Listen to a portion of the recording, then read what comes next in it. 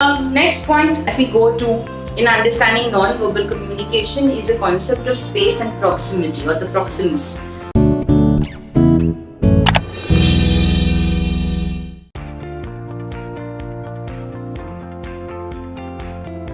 Space and proximity, it is basically the distance and nearness.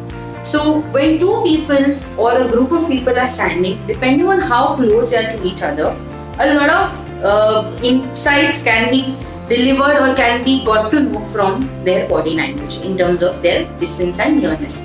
So we say that on 4 parameters, you differentiate the kind of relationship that is being shared by people. The most closest is the intimate relations, where there is less than 18 inches of space between two bodies, the sender receiver or maybe two people together. So if the distance is less than 18 inches, we say that they are in an intimate relationship. This can come from the concept of best friends, a mother and a son, a mother and a daughter who probably is breastfeeding the baby, or it can be between lovers, right? So that is the whole concept, or that is where we understand the intimate space and proximity between two people. Second factor, or the second kind of distance nearness that can be seen after an intimate closeness, is about the personal space. Now, what is the meaning of personal space? When there is a distance anywhere between 18 inches to 48 inches between two people, between two parties, between two bodies, basically, we can say that it is more of a personal relation that they share. So maybe siblings, good friends, close friends who are comfortable with each other's way of functioning, with each other's body being close to each other, and there is no amount of awkwardness between the same. Then comes the third parameter, which is the social distance. What happens in social distance? The distance from 4 feet to 12 feet between two bodies can be known as the social space or the social proximity. That's an accepted code of conduct when you start working, or if between a teacher and a student, between a boss and an employee, an ideal accepted 4 feet to 12 feet. And then the last space is the public space. Anything more than 12 feet plus falls under the category of the public space. Now, what happens in this public space is basically maybe you are standing on a podium, reciting to the crowd or addressing to the masses at a lunch. So that is how we differentiate, or that is how the 4 classification of physical distance. Intimate, that is less than 18 inches. Then next is personal, that is 18 inches to 48 inches between two bodies. Third is social distance, 4 feet to 12 feet, and anything more than 12 feet falls under the classification of public distance. With distance, we now move to the second last method of communication. Alright, so with silence, we say that silence communicates a lot. When somebody is silent with contradictory situations to it, we come to know that the person is happy, sad, natural silence, or no. So silence also plays a very important role in non-verbal communication. You are upset, angry with somebody, and you just want to be, away from them. It is somber silence, right? You want to give them a cold feeling. I just don't want to. You are very sad, very upset. There will be a cold silence. Okay, so let's understand the concept of silence under 4 parameters, under 5 types of silences. The very first type of silence is the warm silence. When the person is very thrilled, overjoyed, excited, happy, and cannot put his expressions in any sort of words. Surprise birthday party, and you walk in and you are like, so not just that silence, also your eyes, your body language let people know that you are really happy about a certain thing, right? Then comes what is known as a somber silence. Somber silence is ideally felt or ideally seen at, not seen, but can be felt at places that are very depressing in nature. So say for example, you've gone to somebody's funeral, okay, the prayer meets, somebody's dead, or you've just gone to pay your condolences, and again you are out of words. You just say that you are sorry, and you can't understand, or maybe you really understand their grief, but there is nothing that can put into words and let them understand that it's fine, they're going to survive, or they're just going to let this phase pass by. So that kind of a silence is known as somber silence. Third type of silence is known as cold silence. When you're kind of angry with somebody, when you kind of want to give an off shoulder to somebody, you want to tell them that your actions have really hurt them, you just become silent. Your best friend has really hurt you, and what you will do, Max? Just not talk to them. They're there around and you just become zap. Okay, and there is a vibration passing by that you're angry, and then they have to do something to take in your attention. So that is your cold silence. Then comes the next silence, which is the natural silence. When you go for treks, when you go for scenic beauty, when you are probably on the highest peak, wherever you had to trek to, you are there and you are seeing the beautiful world around. You are just enjoying the silence, or maybe sitting at Marine Drive can also give you a feeling of natural silence. And you just sit there and you just look at the waves, you just look at the sea, and you're just happy in general. Okay, that's not a thrill kind of an happy, so it can't be under warm silence. It's just that you are happy being in nature.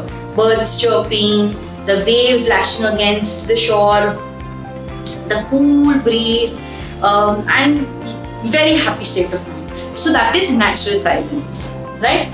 Then the last silence is demanding silence.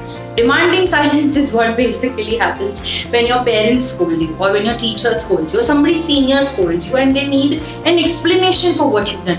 Why did you do this? Tell me right now. And the opposite person, the receiver, basically has no answer. You will not say, I did this because you wouldn't back answer them.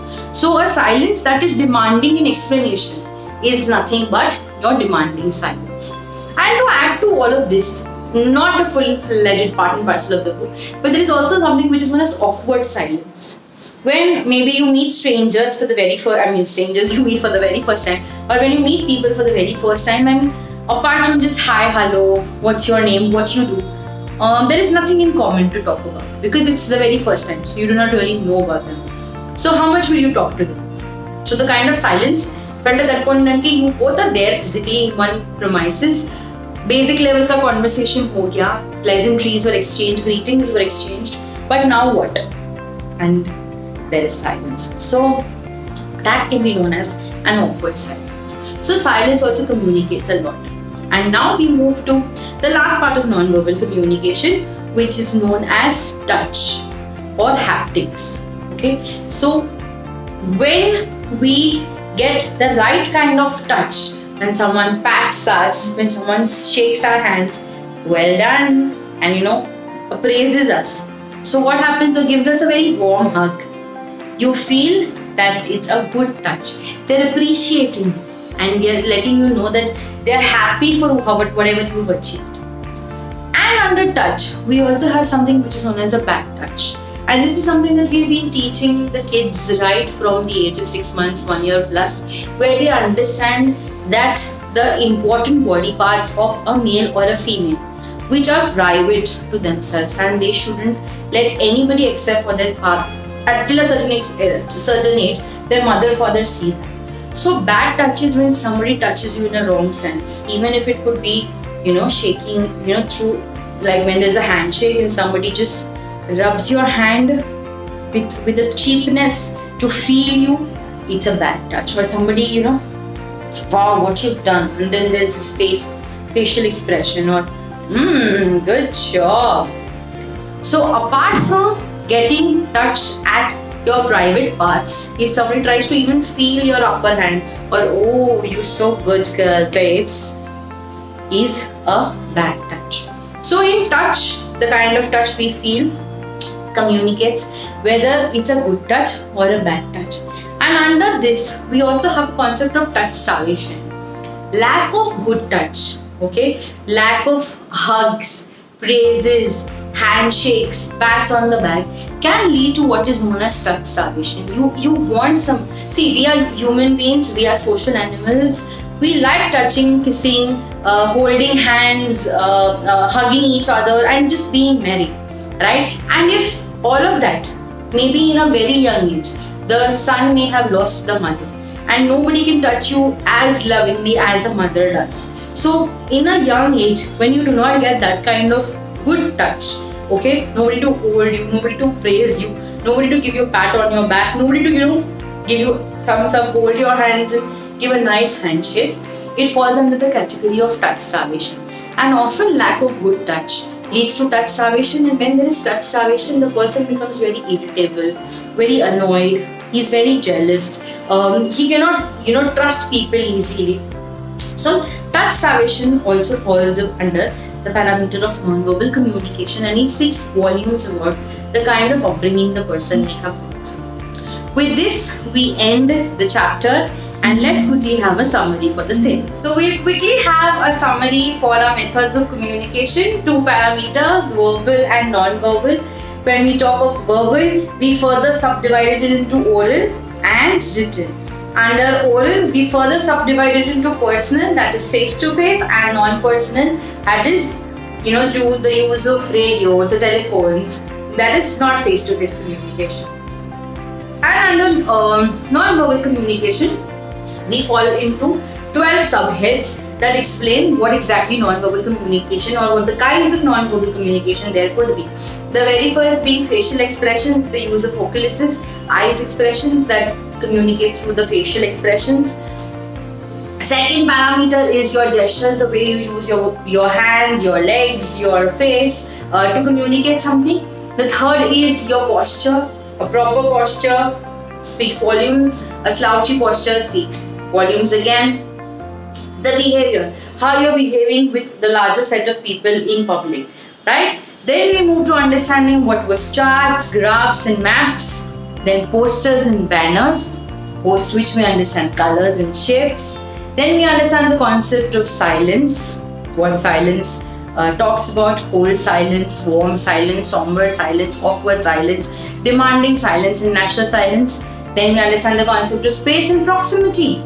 Space and proximity, 4 parameters, the very first being intimate, 18 inches, less than 18 inches. Then we talk about personal, which is 18 inches to 48 inches between two bodies. The third one being social, 4 feet to 12 feet, and the last one being public, which is anything more than 12 feet. We also talk about dressing and grooming, how the kind of clothes that we wear represent or depict the culture that we belong to, the grooming skills, tied hair, formal look, fancy hair, maybe a wedding look, maybe a party look, right? And with that, the last parameter was your touch.